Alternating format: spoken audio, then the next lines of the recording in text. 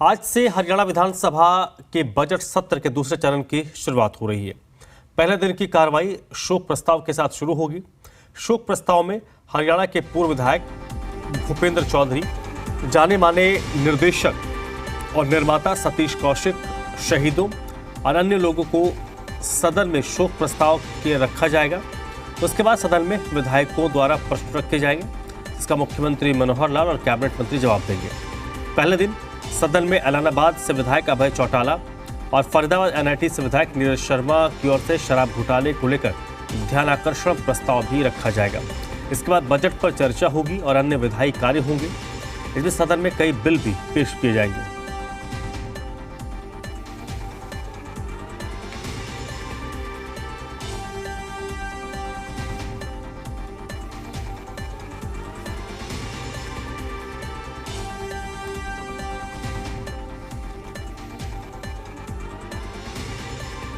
तो विधानसभा के बजट सत्र के दूसरे चरण का आज से आगाज होगा।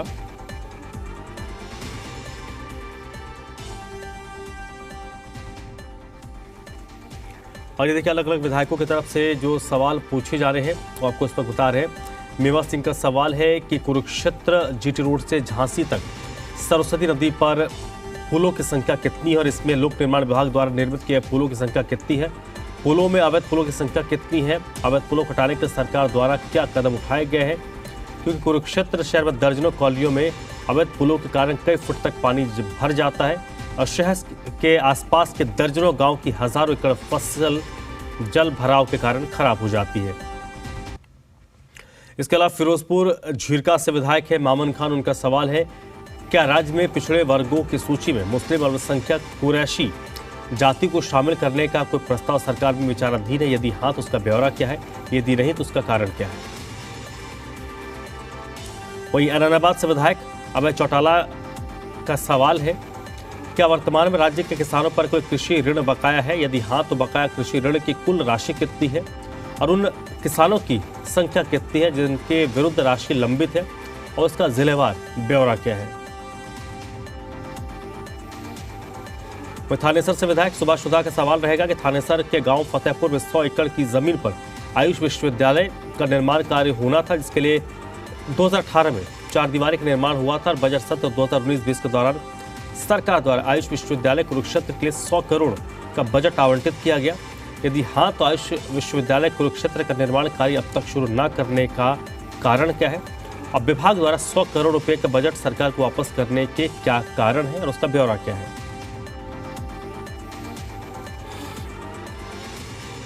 और रोहतक विधायक भारत भूषण बत्रा का सवाल है, राज्य में अनुसूचित सड़कों और राष्ट्रीय राजमार्गों पर ग्रीन बेल्ट पर बहुत से अवैध और अनधिकृत इमारत का निर्माण हुआ है। यदि हाँ तो 3 वर्षों के दौरान उपयुक्त स्थानों पर इन इमारतों को हटाने के लिए सरकार द्वारा क्या कार्रवाई की गई और उसका ब्यौरा क्या है। फरीदाबाद एनआईटी से विधायक नीरज शर्मा का सवाल है, फरीदाबाद नगर निगम में 200 करोड़ के घोटाले के उजागर होने के बाद क्या हरियाणा के मुख्य सचिव की अध्यक्षता में एक उच्च स्तरीय कमेटी का गठन किया गया? यदि हाँ तो उक्त उच्च स्तरीय समिति के गठन के बाद भ्रष्टाचार पर इसकी इस समिति के गठन के बाद इसके द्वारा प्राप्त शिकायतों की कुल संख्या कितनी है और इस संबंध में की गई कार्रवाई का ब्यौरा क्या है। यमुनानगर से विधायक घनश्याम दास का सवाल रहा है कि राज्य के स्कूल में छात्राओं के ड्रॉप आउट प्रतिशत कितनी है और ड्रॉप आउट प्रतिशत को कम करने के लिए सरकार द्वारा क्या कदम उठाए जाने की संभावना है।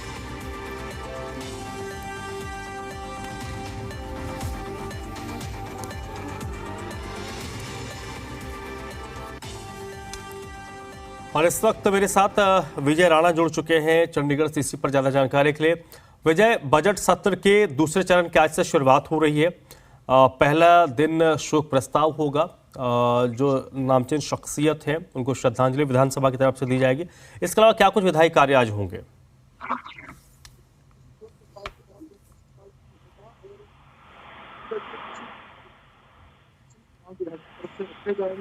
सरकार से उनके जवाब उनके लेकर जो पूछा गया है उनका क्यों रखा है, सरकार ने क्या किया। जैसे आपने अभय चौटाला की बात की, जो किसानों पर कर्जा के मुद्दे को उठाएंगे,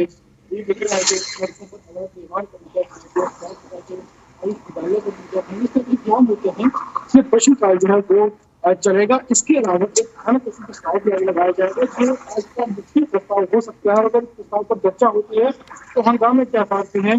जो अभय चौटाला और फरीदाबाद के जो विधायक हैं नीरज शर्मा, उनकी ओर से लगाया जाएगा कि जो शराब घोटाले की एसआईटी की रिपोर्ट है उसको लेकर बात की जाएगी कि उस घोटाले को लेकर जो जांच की गई थी उसका क्या रहा, क्या उसकी रिपोर्ट आई है, सरकार उसे कब तक उजागर करेगी, और अगर उसमें कोई आरोपी है दोषी तो क्या कुछ क्या कार्रवाई की गई है। तो ये अगर पहले भी कई बार ये जो धनाकर्षण प्रस्ताव है वो लगाया गया है, पिछले बार भी लगाया गया था, लेकिन उस समय चर्चा नहीं हो पाई थी। अगर आज इस पर चर्चा होती है तो कहीं ना कहीं हंगामा सदन में रह सकता है। इसके अलावा जो कमेटियां बनाई गई थी बजट को लेकर, वो कमेटी अपने पे रिपोर्ट पेश करेंगी, उन पर चर्चा की जाएगी कि जो जिस विभाग के लिए जो बजट पेश किया गया है उस विभाग के अंदर जो अलग जो डिपार्टमेंट्स होते हैं उनमें बजट अगर उसमें कोई बदलाव करना है, किसी विभाग का बजट कम करना है, ज्यादा करना है, उस पर चर्चा की जाएगी। लेकिन जो विभागीय जो एक मुख्य बजट है वो उतना ही रहेगा, उसमें कोई बदलाव नहीं किया जाएगा। साथ ही साथ उसके अलावा कई विधायक कार्य हैं, कई बिल भी हैं, वो भी आज सदन में रखे जाएंगे। इस तरह से जो पूरा शेड्यूल है और इसके अलावा अगर हम बात करें तो क्या टकराव की गुंजाइश नजर आ रही है? क्योंकि कई ऐसे मुद्दे हैं जिसको लेकर हमने जो पहला फेज था उसमें देखा कि जमकर बवाल हुआ, आरोप प्रत्यारोप लगते रहे।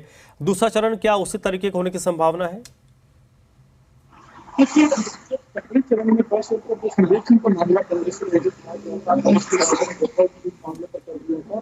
तो इस तरीके से ये जो दूसरा चरण शुरू होगा, यहाँ पर भी हंगामे को पूरे पहला ऐसा जो इलाहाबाद से विधायक अभय चौटाला की ओर से शराब घोटाले का जो लगाया गया है उस पर हंगामा हो सकता है। इसके अलावा प्रदेश में इस समय चल रहा है, चल रहा है, और इस तरह के मुद्दों को लेकर चाहे तो हंगामा भी कर सकती है, क्योंकि उनकी जो रणनीति है वो सरकार की घेरने के लिए तो रहेगी, वो पूरी तरह से तैयार हैं ताकि अलग अलग मुद्दों पर घेरा जाए। जो प्रश्न लगाए जाएंगे उन पर तो उनकी कोशिश है ही कि सरकार को घेरा जाए, मंत्रियों से सवाल पूछे जाएं, और अपनी तरफ से भी तैयार करके विधायक आते हैं, अपनी तरफ से भी आंकड़े कुछ लेकर आते हैं कि अगर सरकार के पास सही आंकड़े नहीं है या पर्याप्त आंकड़े नहीं है तो कम से कम हम अपने आंकड़े पेश करेंगे और इस पर सरकार को घेरेंगे। इसके अलावा अगर कांग्रेस दूसरे मुद्दों को उठाती है, सरपंचों के या ओपीएस के मुद्दों को उठाती है, तो जाहिर तौर पर हंगामा सदन में हो सकता है।